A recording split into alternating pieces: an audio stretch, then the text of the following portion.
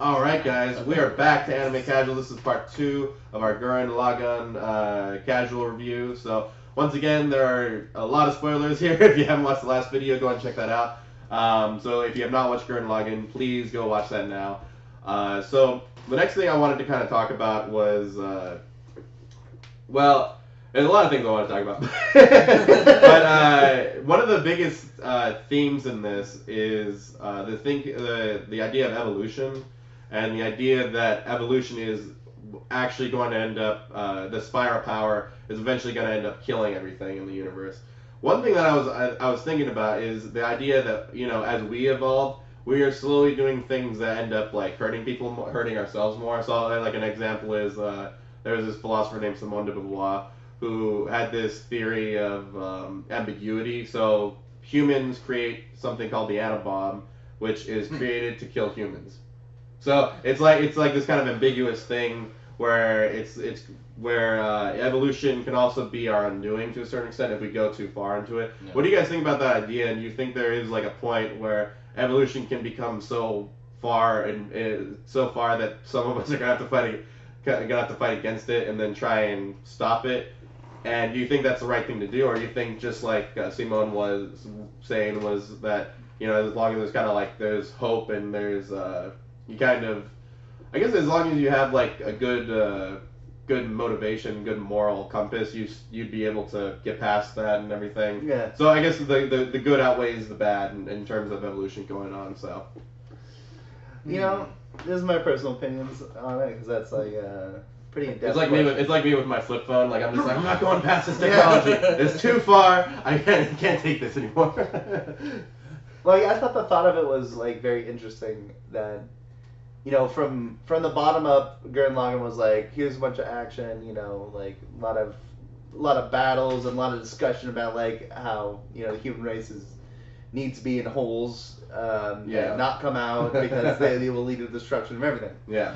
But eventually the anti-spirals were just like this huge dictatorship, and the whole universe was saying you have to live the way, well, mostly on their population, but basically saying like you got to live the way we tell you. Even though they were spirals as well. And the interesting thing about it is, like, when I literally just saw the scene like an hour ago. Yoko, when she shoots, when they're fighting the big anti-spiral, she shoots their homeworld, and it's like all these people just kind of not evolved, and they're just like chilling in like a state of. I would actually kind of call it like purgatory in a certain sense, because they're not going forward and they're not going backwards. They're just kind of staying the same. They're kind of making sure everybody else. Hey, stay exactly where you are. Don't do anything that would encourage growth. Just sleep. Yeah, exactly. Pretty much what they're doing. Yeah. Get back in your and you know, now that you said that, like that's the biggest problem with it. Yeah, if evolution eventually leads to the destruction of the whole universe, it's like, you know, then that's what our fate is. You know, you just kind of let everybody kind of just go and do stuff. Right? It's if the universe chooses to do that, it's not up to you to stop the universe. It's like you can be protected in your own small little bubble over there and do what you want for your own people, but you don't need to make rules and reasons for everybody. Yeah. Like if a whole solar system wants to go out because they decide to have a giant war, it's like that's their decision. As long as it's not affecting everybody else. Yeah. And I think that might have been what the anti-spirals were saying. Is like, hey, this power is going to destroy everybody. It's like, but they didn't really. They had a vision of it, or whatever that was, right? It was some kind of vision. Like we know this to be true. It's like, well, you won't know until you get there. Kind of like a prophecy in some sense. Yeah. And then, you know, there's all those like every time you hear prophecy in like stories or something, there's always a problem with them. Well, yeah, there's usually a twist, like Luke Skywalker being, them thinking Anakin Skywalker was gonna be the savior of all the Jedis when it was actually Luke Skywalker. Yeah. That was supposed who kind of evened everything out. So you know, instead of that. So what do you think, Johnny? Yeah, what do you think, Johnny? What do I think? It's I don't know. That's a complicated thing. I'm not gonna get too much into my own personal beliefs because, you know, just word it the way Jinbei would. Jinbei. Luffy, you gotta get your shit together. I know, right? I'll sail the ship. I don't know. I mean, that's an interesting concept. Whether I almost wonder if there would ever be enough of a conglomerate isn't the right word at all. but just a big mass of people striving for one goal like that. I feel like people are too divided and kind of going for their own thing.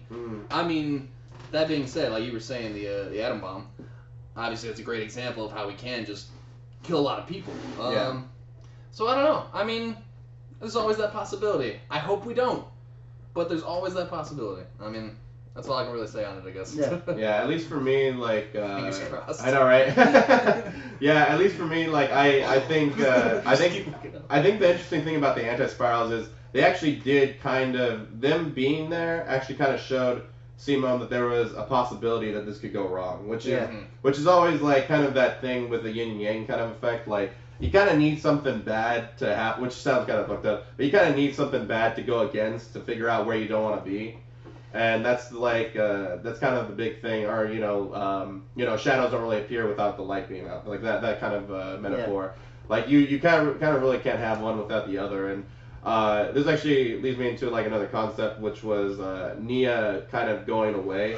Nia kind of starts off as this. Don't remind me. Nia kind of starts off as this girl that's like, she has no idea what the fuck civilization is like. She's very like.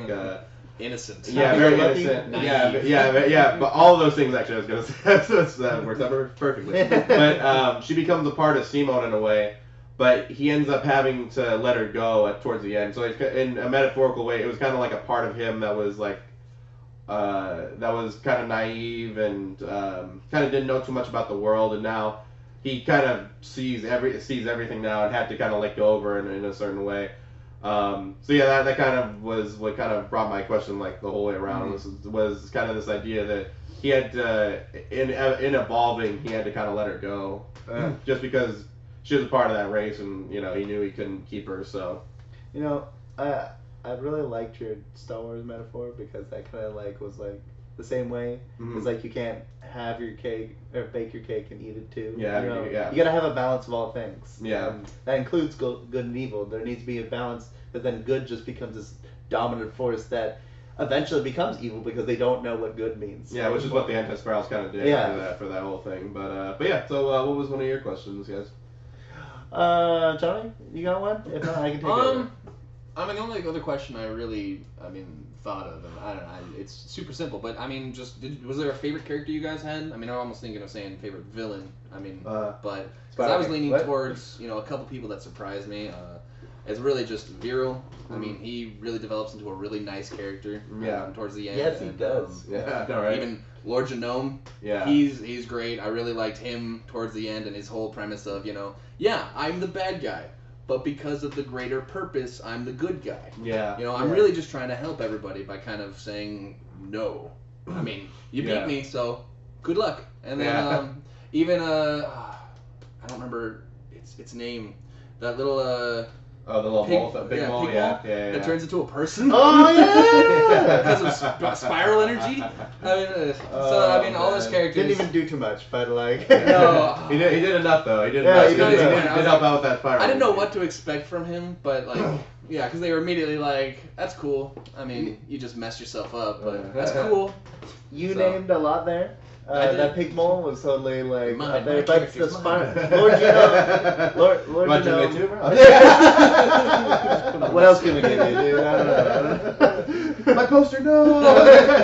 Oh no! Lord Genome would have been mine, because I think out of villains and out of eventual heroes, like he's the most varied character, like in the entire thing, besides Viral, like the whole time. It's like, and he's the most knowledgeable out of all of them. And the worst part is that why he's doing what he's doing, it makes sense.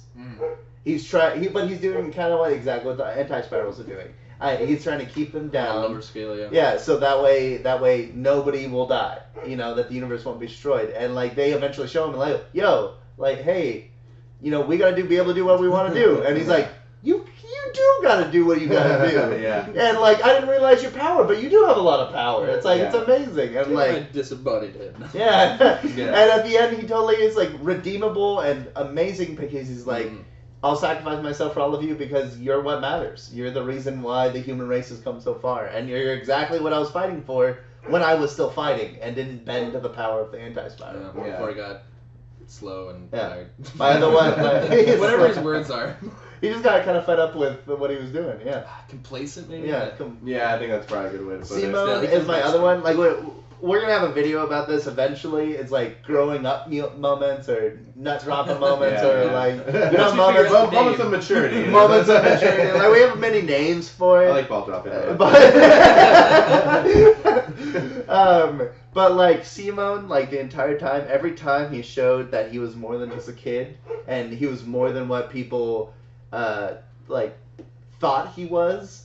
Like they were just like, oh, he's our battle-hardened leader who just goes and fight things. But like every time he's like, that's not who I am. I always know who the true enemy is. I always know what needs to be solved. And even if he's like doesn't have a plan for it, he always shows that he's the one up front doing what should be done.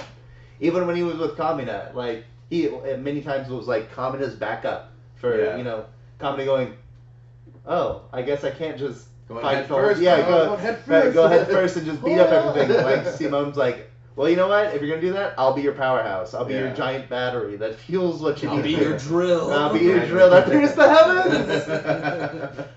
Oh man. So my favorite character.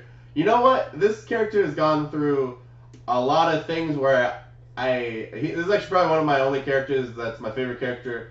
Mainly because I hated him so much and I liked him so much, but he made me go through all these pitfalls, which was Rocio. Mainly because I really like the way that he really made me. Because one of the biggest moments in there was towards the end where the girl with the glasses, she starts talking about this moment that she saw him after he imprisoned Simone. He was like literally like on the verge of he was crying his eyes out, but. He was literally on the verge of, like, suicide at that point. And so he ends up going to try and go commit suicide anyway. But before he does that, he kind of talks to his old priest from the that was a really cool moment. Yeah, and, he's just like, yeah, it turns out, this book that you gave me that was supposed to be, it's supposed to be, like, the cornerstone of our whole people was, like, simply a joke book. It matches no other languages.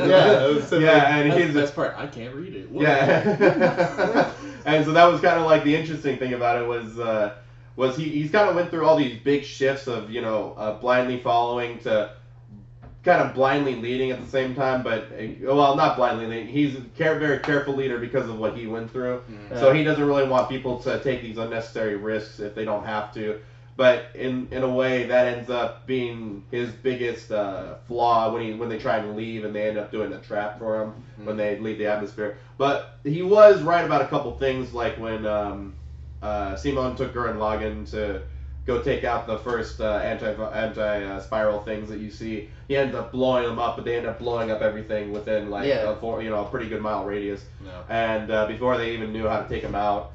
So, there's kind of like that balance right there. And I do like that Rocio got to kind of redeem himself in a certain way. But yeah, he's always been kind of like, especially when he did take over for Gurren Lagann for Kamina, I was like, man, this guy is a lot bigger of a character than I thought he was going to be honest with you. Yeah. But yeah,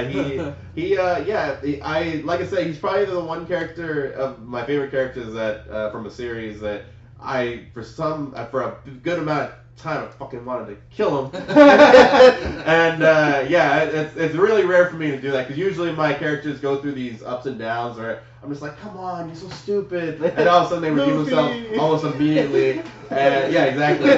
But like with this guy, dude, I was just like, oh my god, I'm gonna smack you, and then like when he started coming out towards the end and he tried to kill himself and someone stopped him, I was like, that's I feel a lot better about this. This is nice. Thanks for trying to kill yourself. I know, right? Yeah, my stamp of redemption.